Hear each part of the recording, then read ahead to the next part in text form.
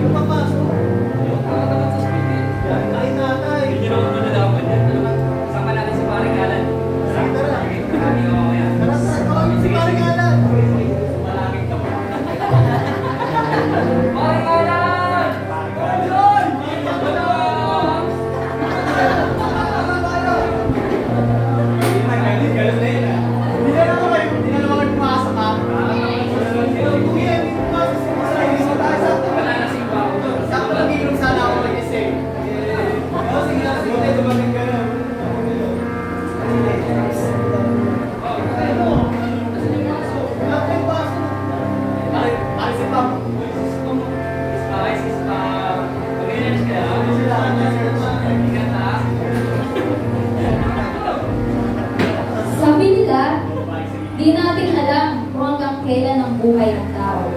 Kaya naman, bilang isang walang direksyon ng buhay, walang kinakatakutan, sige lang sa pagpapasasa sa kaligayahan ng mundong ito, na hindi iniisip ang magiging kapalit nito.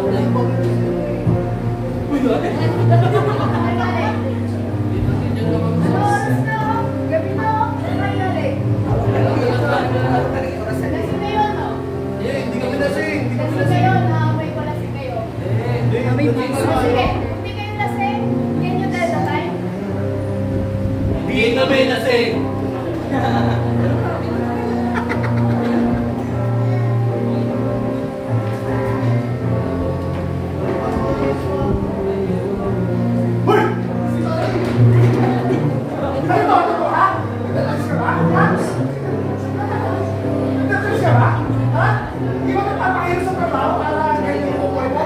Sumasarang mo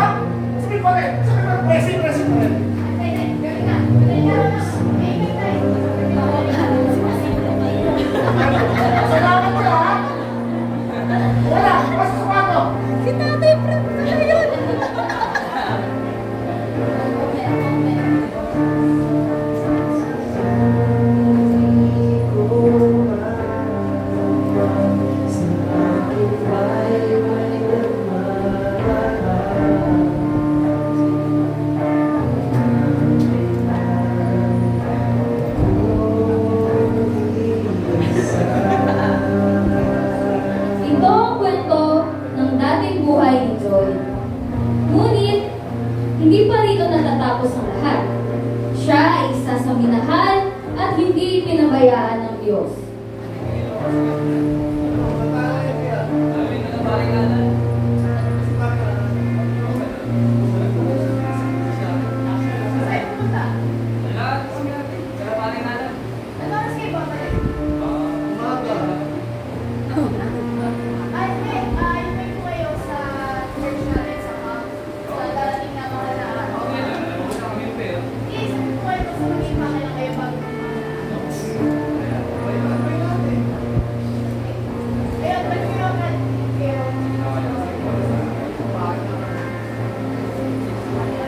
Dito, nag-umpisa, kumilos ang Panginoon sa kanyang buhay.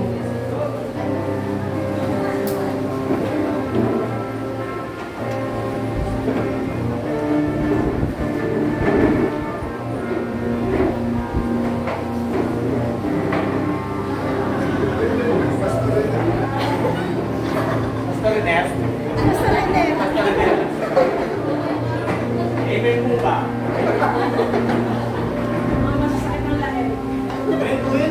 Pabita rin. Parang minumero tayo sa bahay natin eh. Umahala ko yan. Parang tayo ng Gilbis din eh. Sa bago. Mamaya tirahin natin yung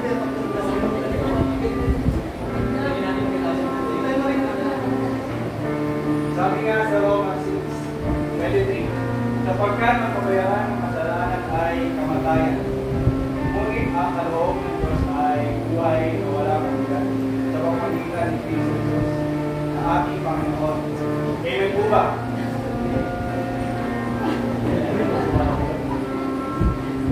Amen po ba? Amen, Pastor Lander. Tama ba ito natin? Pumunta po tayo gusto ko ang buhay na aming Diyos na Kristo Jesus. Sumunod tayo sa panahon.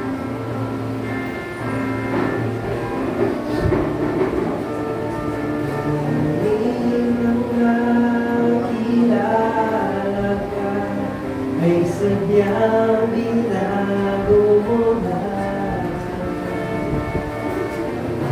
aking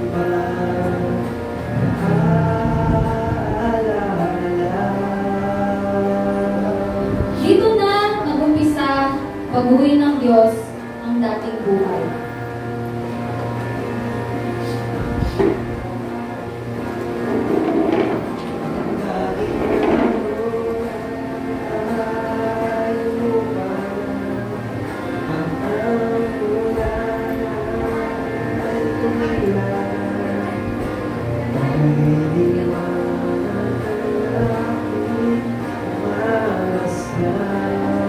Dito mas naramdaman ni Joy ang pagmamahal ng Diyos.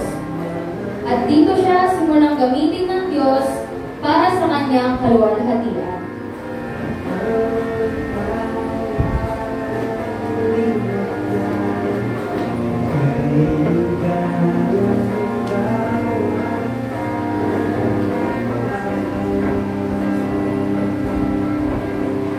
Bago tayo magsimula ng ating Bible study, pamanahan tayo ng isang panalangin ng ating week president. Mga kapatid na inalala sa ating committee. Sa pangalan ni Jesus. Amen. At patuloy siyang ginamit ng Lord para sa kanyang kaharian.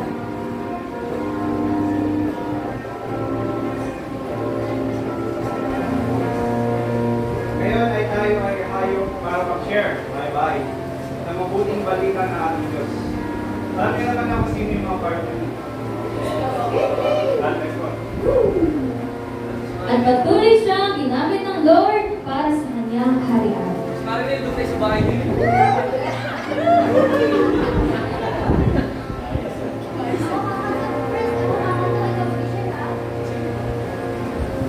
At patuloy siyang ginamit ng Lord para sa kanyang kaharian.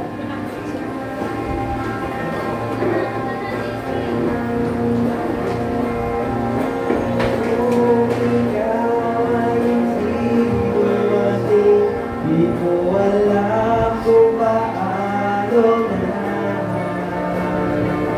Si Jesus ang liwanag, si Jesus ang ligaya, si Jesus ang pag-ibig, si Jesus ang pag-asa. Ang dating alon ay bumuba na, at ang ulan ay tumila na. Kahit liwanag ng aking namamasdan, ang mga luha ay pinawi na, at ang lumbay ay nalimot na. Kay ligaya ng bawat umaga. Ito ang kwento ng dating buhay. Ang dating buhay na ngayon ay binago na